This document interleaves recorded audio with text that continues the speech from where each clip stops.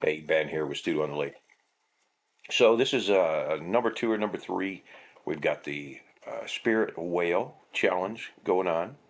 I was informed um, by somebody in the comments the other day that my whale had a fishtail on it, and you know what? Looking at it, they're right. So that inspired me to carve this, and it's just a simple plaque, and it's made out of the hardest, nastiest wood I can think of. It was the base um, to an antique lamp, I think, and I never did quite figure out what it is. It's like some kind of mahogany. It's almost got an oak-like appearance, but then it's got a little bit of a maple thing going. So maybe it is maple. I think probably if I were to had to make a bet, I'd be maple. So first of all, we drew it in, and I'm just trying to catch up. This is a carpenter trick. Most of this is done at two times, just to get a run. This is not. I'll probably give this away in the Spirit Whale Challenge drawing on July 15th, of course. But you see how I had my marker and my pen there with my thumb? My father-in-law, who's a great carver, one of these days I'm going to do his stuff. He's got a birthday coming up here in August, 90, 91, something like that. Ridiculous. Uh, I'm hoping for 10 short of that, maybe 80, 85. Holy smoke! So, hey, this is for you, Rob. I need an address, man. I got a carton here. I went out and I pulled um, one from one stack of basswood. Uh, this is the working stack if I'm mass producing crap. So that's on a jet bandsaw. It's a 14 inch with oh shit, I don't remember 8 inch riser block on it, big motor, and I think I'm running a 1/4 inch blade on it right now.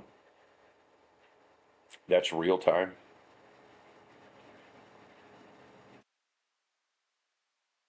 Not a big fan of showing saw stuff. A lot of you have asked, "Hey, show us stuff on the saw, man." Uh, but it just kind of cracks me up. Whenever I think of saw videos, I think back to high school. And then those of you that have taken woodcraft or wood shop in high school, or that sort of stuff, remember they showed you all the videos, and then the teacher did a demo with a piece of wood. Look, the bandsaw cuts a piece of wood, and then they got hot dogs out, and then hot dog on a stick like a corn dog. This is your finger. I don't think anybody got hurt too bad in woodshop class. I don't remember. In those days, it was the late '70s. I think everybody they were making what they called frisbees. Hey, we're making frisbees, and it turned out to be just kind of an upside down bowl. You could clean your weed out because the weed was not like it is today, where it comes in these neat little containers with buds and all neatly rolled up and stuff. You had to actually pick the seeds out of it. The good old '70s. So here, I cleaned the bark off of this. I'm running this through for Rob since he does those little girly carvings. Uh, I think I set for 2 inch on some of this. Then I went to three. Then I got brave and went to like a 6 inch or whatever, or five or something ridiculous, and it wouldn't fit in the box. So I trimmed that down later. Hey Rob, if you need a certain size, let me know, man. I'll cut it and beam it over to you. It's not bad. Uh, to send stuff to Jordy Johnson up at Carvey Fusion up there in Canada, that you have to like uh, take out a second mortgage on your house and stuff. So this saw is set up right now for resaw. The other bandsaw will go in when the studio gets put in. Will be set up for detail work. It'll have probably an 1/8 inch blade on there, something ridiculous. One of those ones that you don't want to bend. So the Spirit Challenge is doing good. We got lots of folks that are amateurs that are sending me pictures and stuff, and we got to figure out what to do with that. Um, I haven't checked out who's carving. I think Rob started to do a whale, and I don't remember, but I think Rob's whale had a fishtail on it too. So I guess you can get away with it, right? So hey, look, Rob, see this piece right here? I went out and got this. You saw me wander out the door there. This is the good stuff, man. This is the real clear, 10-year dried. This is the premium basswood, man. I don't remember where this came from. The way I get my wood primarily is when I run low, and I'm not right now. I've got probably two trees that are about 50, 60 foot long. 2 3 foot around out at the woodlot that I need to run through the big band mill. I'm going to cut them, slab them in about 6 or 8 inch slabs. But yeah, here's the big one, Rob. This is the good one. This is the high dollar piece, and it's too big for the box. So later on, I end up cutting it down a little bit, but you still get a big chunk of nice clean basswood. And you can do what you want with it, man. But you got to send me an address. That might be an interesting piece. Look at the way that grain's fading out on the end there. See that thing moving around? That's what happens when you run your saw is still running. Hey, there's a lot of me in this photo. That's kind of strange. I don't normally do that.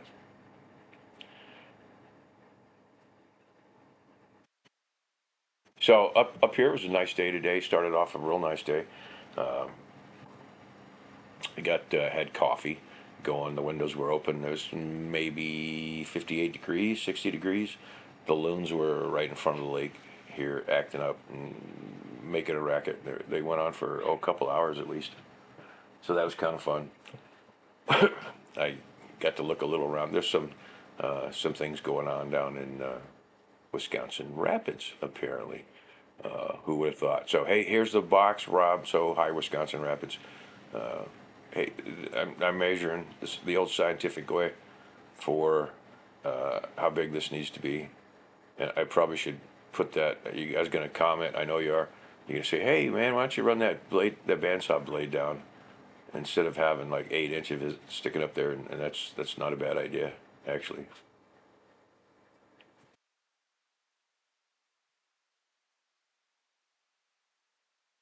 So apparently my finger wasn't good enough. I had to go get a scientific marking pen.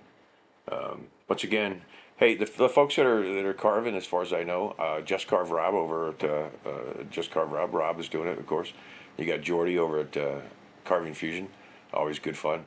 Um, we got a new guy, Paul, at Wood Psyche out on the Oregon and the West Coast. He's doing some neat stuff. I was just out in Oregon a couple weeks ago. It was a great time. Went down through around the John Day area and down in the John Day curve. So here's your big piece, Robin. This is where I started to put it in the box, and then I looked at it and I went, oh man. So that sucks. And now it becomes shorter. That's like $40 right there, right off the end of that. Poof, done. So a lot of amateurs are carving. They're doing the spirit whale kind of thing. Um, and I'm going to try to get back to carving every day. For some reason, I needed another piece to fill. I'm filling Rob's box up. This is the utilitarian um, basswood when I'm doing production pieces, and especially if they're going to be painted. I don't know if this is good for knife carving. This particular one, but I put some good ones in there. The clear basswood is real good for knife carving. And there, I was checking it out. I didn't seem to have any issues with it. So back to what we did here, and you can see that this thing was done a couple days ago when it was kind of chilly out. It was maybe 45 degrees. So I went through and outlined the whole thing. You're not going to get a whole lot out of this. So I went around and outlined it, and then you'll see in the middle of this that I did a lot of the work with it with the chisels. A couple things happen when you're using hand chisels. One, you really don't have to sand. The tool kind of burnishes as it cuts if it's nice and sharp. And there you go. And that's a cool hammer, by the way. Jordy makes fun of my hammer. I wore my old one out, so it's just a standard rubber hammer, and I cut the handle off because I don't want this huge handle. And almost all the tools I use are antique tools, and I don't want to beat them with a wooden mallet. So, and most of them, as you can see right there, I can use hand pressure. I'm putting in the waves right now.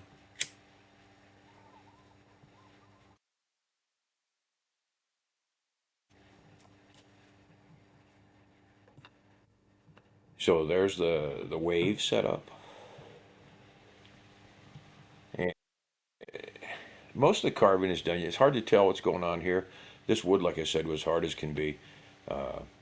But it took a nice. I did a little watercolor stain on it at the end there, and then a couple coats of lacquer over that, and it was something that came about. I was thinking something happened a couple years ago, or a year ago. My grandson was at school, and the teacher said something, and she said, "He's my spirit animal." And if you've known like 3 and 4 year old grandkids, yeah, you know they truly are your spirit animal. They're just pure, wonderful human beings. It's like a John Wayne movie once. He comes stomping through the house. He's getting ready to kill this man, and his little girl says, "How you doing, Mister? Have a nice day." And he says, "Kids, it's a shame they have to grow up to be people." Hey, this been Ben or Stu on the Lake. Will be more spirit stuff. Thanks a lot.